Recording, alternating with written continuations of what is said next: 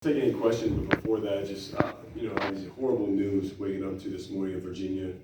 Hearts go out to the victims, everybody there.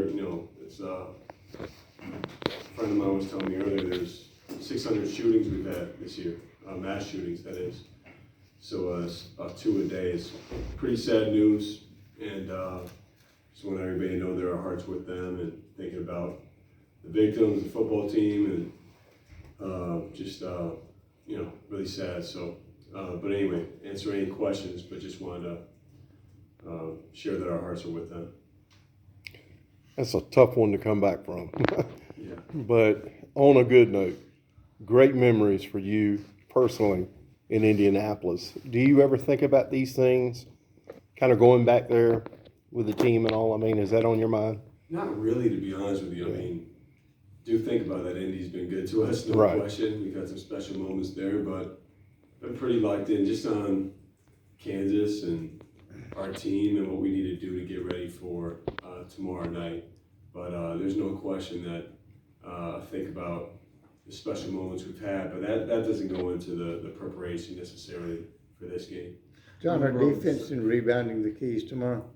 What'd you say? Are defense and rebounding the keys tomorrow? Should be the keys every game. Yeah, we better. We want to win, no question. They're a really explosive offensive team, and for us, it's always going to start with our defense. Yeah, over the summer, you talked about how you thought it could be a good defensive team. You wanted to build from there. 2 games in, what's your assessment? How would you grade the team's defense so far? Yeah, we've done really well so far, and I think we've played 2 unique teams in the fact that they've had multiple bigs playing at one time, and now we're playing Kansas, who has, 4. They really have 4 perimeter players, almost always on the floor, so they can spread you out more.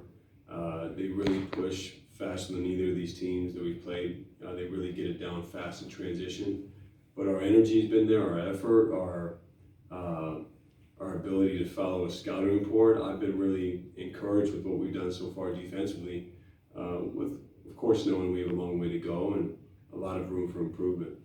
What parts do you kind of defensively try to think, okay, this has been really good, but against a more talented offensive team, this might be an area where we really have to hone in?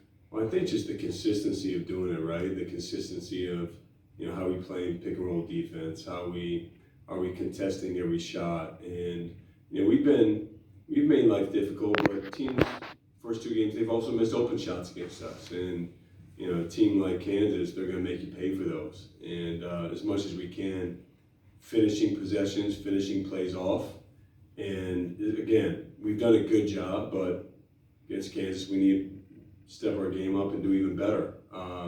But I really, just the consistency of our defense every single night, every single possession, trying to limit open shots is really what it all comes down to. Coach, can you just speak on just, you mentioned Kansas playing, basically 4 perimeter players and 1 big. Jalen mentioned, you all focusing on transition, offense and defense. What are some keys defensively? Are you on, 2-3-1-3-1? Is it just basically man defense the whole time tomorrow night? Yeah, well, for us, it's our base defense is man, and we haven't played zone yet, but that's something we definitely, it's always smart to have in your back pocket. And against a team like Kansas, you have to be prepared to, you hope your initial defense is ready and works, but they're going to counter, and to have other defenses ready is important. I'm not going to sit here and say exactly what those defenses are, what we're thinking, but they present a big time challenge. There's no question about it. They can hurt you a lot of different ways. They share the ball very well, so it's going to take a collective effort. When you're on the floor, really you have to guard. You can't hide. You can't. They attack everybody, and there will be a great challenge for our guys in that sense.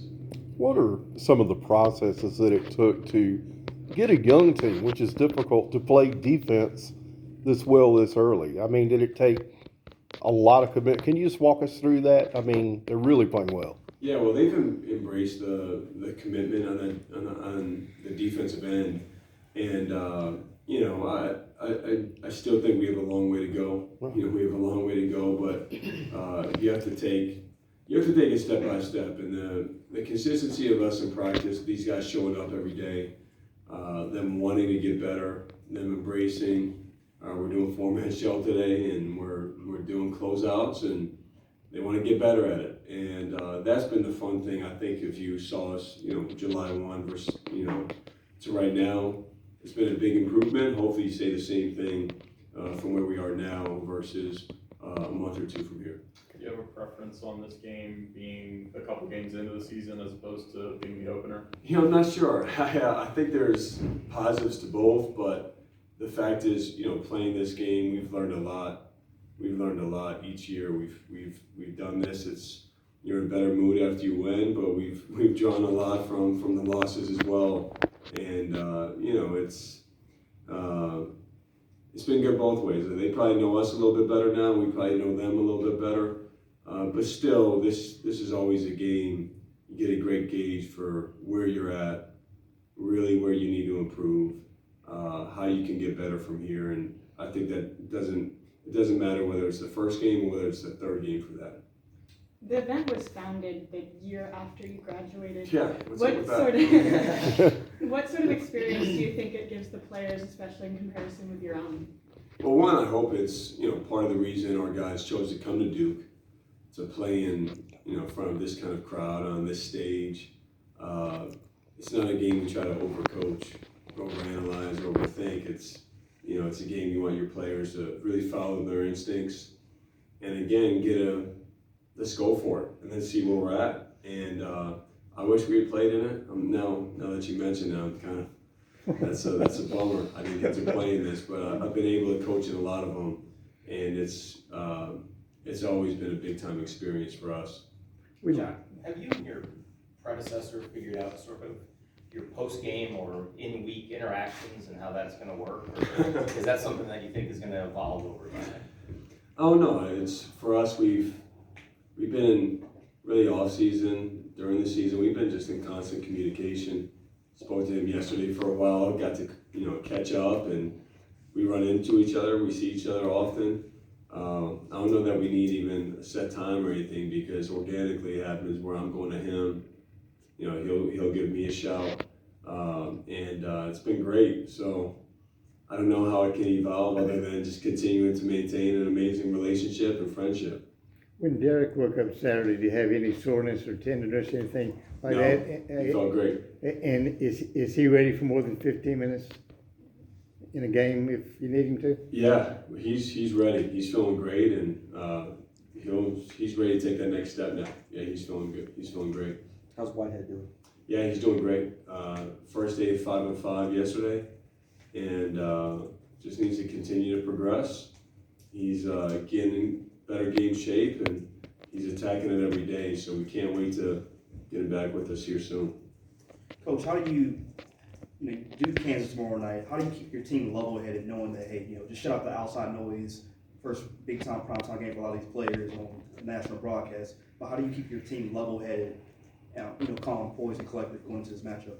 I just think for us, just to talk about the things that matter, and that's our game plan. That's our mindset. We've talked about the word focus a lot. And are you focused on those things you've mentioned? Or are you focused on what I need to do in order to win tonight? And our guys have done a great job so far. I think the first game was an example of that. And it's no different tonight, or it's no different tomorrow night, or really any game going forward. There's always going to be distractions or outside noise or things you need to block out. So I'm not too concerned about that. I think we'll be ready to go. It's just a matter of now can we translate what you need to do in order to win a high-level game like tomorrow night. Is there any update on Whitehead? Sorry, what did you Any say? update on Whitehead? He's played 5-on-5 yesterday for the first time, and he's progressing really well. But he still needs to get back in his best shape possible, and he's taking a big jump though, working hard, and he's stacking days right now, which is exactly what we want him to do. The guys we just had in here, can you speak about those guys a little bit?